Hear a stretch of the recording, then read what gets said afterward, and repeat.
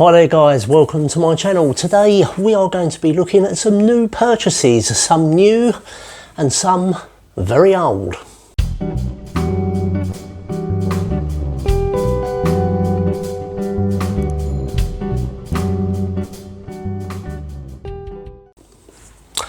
Morning guys, welcome back to my channel, or welcome if it's the first time that you've been here, and if it is the first time, don't forget to hit like and subscribe down below. It really does help the channel grow. Now, this is a new final finds video. I've got a few here. Some are brand new releases and some are old releases. So without further ado, let's crack on. And the first one I want to get out of the way is, if you saw my unboxing video the other day, you'll know that the first one on the agenda is the Lamb Lies Down on Broadway 50th anniversary Super Deluxe box set, which I bought, which is really nice. That's the front of the box. I've already been through this. If you want to watch my unboxing video, I go over all of what is in this box, but what I have singled out here is the actual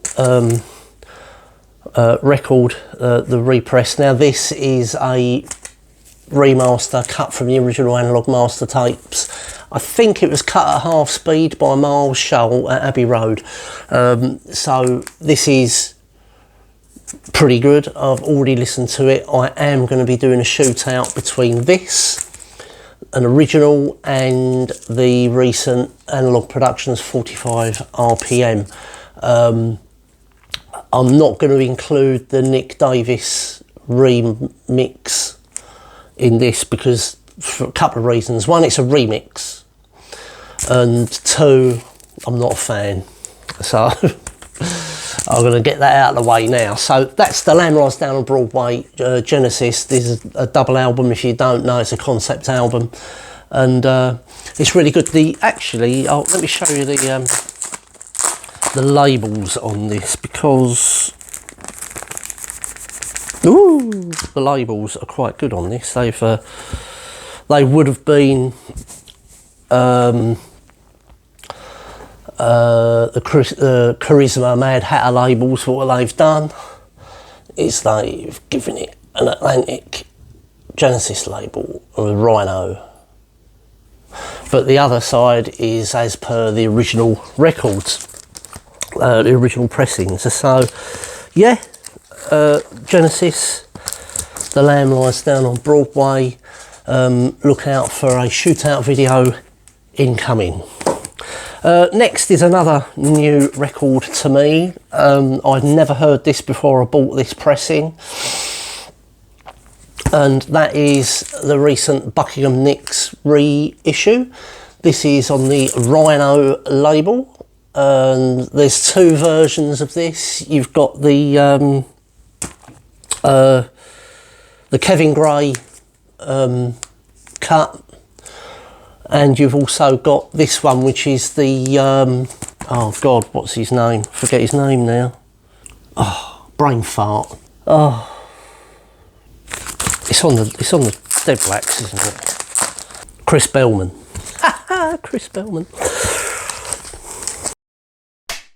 The second album I've got is this repress of the Buckingham Nicks album. This is recently been reissued. This is on the Rhino label. Now, for those that don't know, there's two versions of this. You've got a Kevin Gray cut version, and you've got this one, which is the more common Chris Bellman cut version. Now, I've not heard the Kevin Gray. I've heard it is better than the Chris Bellman. I've listened to this. This is fantastic. It sounds really, really good.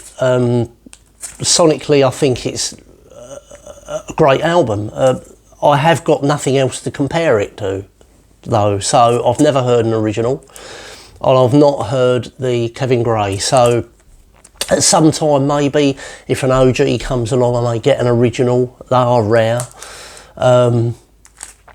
in good Nick VG Plus, you know, condition, but I don't think I'm sort of a big enough fan to go out and buy a Kevin Gray cut just to do a comparison.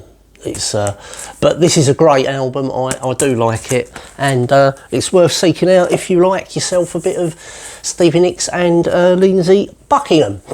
Next one, now we start on another new one, but this is a reissue, another reissue, and this actually completes my collection of US Beatles mono reissues, and this is the early Beatles on the Capitol label. So I've now got all of them except for the double album, The Beatles Story, which I'm not going to bother with. So yeah, this is the Beatles, the early Beatles, and this has got Love Me Do, Twist and Shout, Anna, Chains, Boys, Ask Me Why, Please Please Me, P.S. I Love You, Baby It's You, Do You Want to Know a Secret, A Taste of Honey. Basically the majority of stuff that was on Please Please Me. This sounds just like the others, really well pressed, well mastered. It's all cut from analog, the original analog master tapes. They're really good. I really like these American US represses. So you know, we've had the mono set reissued. We've had the US mono box. I suspect, and I'm hoping that we're going to get another mono box of US records. We've still got Help to go. We've still got Yesterday and Today. We've still got Sergeant Pepper was slightly different. They actually missed out all of the end backwards talking and stuff that was not on the US pressing.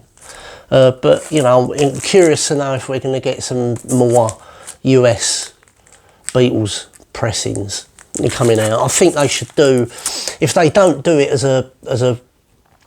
a part of a box set, I do think they should issue Yesterday and Today with the Butcher cover for Record Store Day. That would be a really good Record Store Day release. I think, you know, it could do a limited run. It would sell. It would sell for sure. They could even be clever and have like the trunk cover over the top, but have a peelable, a bit like the Banana album, the Velvet Underground, but have a peelable trunk cover that you can peel off if you want to see the Butcher cover. That'd be a good gimmick, wouldn't it? But there you go, the early Beatles. And while we're on the Beatles, we've now got the originals. Well, I say originals, there's a caveat to that. Those that have been watching my videos will know that I've been collecting represses of Beatles albums from the late 60s, early 70s, normally 1 or 2 box EMI pressings that use the original stampers from the first pressings. And, you know, it's a good way of buying a first pressing without the first pressing price tag. And this is no exception. This is Rubber Soul. This, as with all these represses that I'm buying, the 2 box, it comes with flip back cover, fully laminated on the front. It comes with the EMI promo inner, as it should. And if I told you that there's virtually no spindle marks on this record, would you believe me? This is in immaculate condition. It is really, really clean. This is now I've looked and there was a number of different pressings in 1965 of this. You had the loud cut, obviously, which I think was a 1U or a -1. This is a -3.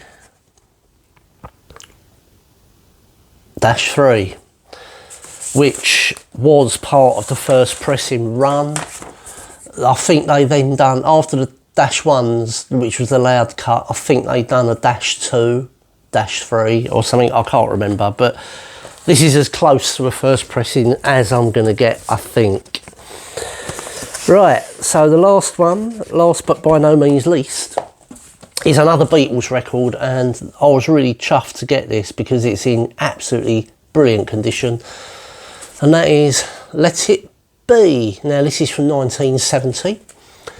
Now this is a weird one because those that know will know that the album that was in the box set at the time had a red apple on it. So I'm wondering, there was a pressing without the box that was with a red apple that come out in 1970.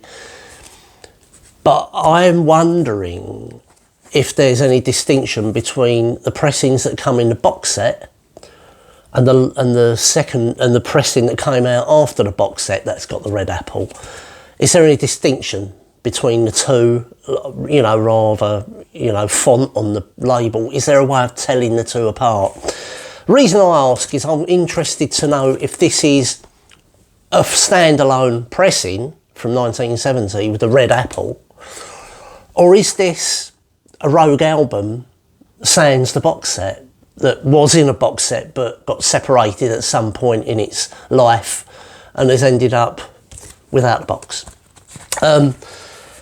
I've been looking at maybe buying, because I've seen on eBay there's some people on there that they're selling just the boxes for about 80 quid and stuff like that. And I could actually, if I wanted to pay about 70 quid for the book, I could actually build up a nice box set if I wanted to. But I don't want to do that if this isn't a box set pressing. So let's show you the record. Now it's got, someone's written on the inner sleeve here. Recorded live on the roof of Apple Studios. Dig a pony. I've got a feeling 1 after 9:09 and get back. So he obviously did his research, but got a little bit of dust on there. But this again is immaculate condition, which doesn't actually surprise me because it's not one of their best albums in my opinion. It's a good album and there's some great songs on it, but I think it's been spoilt by Phil Spector. But that aside, this is a lovely pressing. It sounds really good. This, just for your interest, the matrix numbers on this, just for people that want to tell me whether this is a proper one or not. This is a 2U, 2U. So it's a 2U pressing, which is the same as the box set. But I'm interested to know if there's any discrepancies in the labels, the font information on the labels, that sort of thing. The jacket looks exactly the same as what was in the box set, so I don't think we can really tell by that. If there's any differences, I suspect it's going to be on the label. But I'll be interested to know from you guys if this is a standalone pressing from 1970 or whether this is one that is missing its box.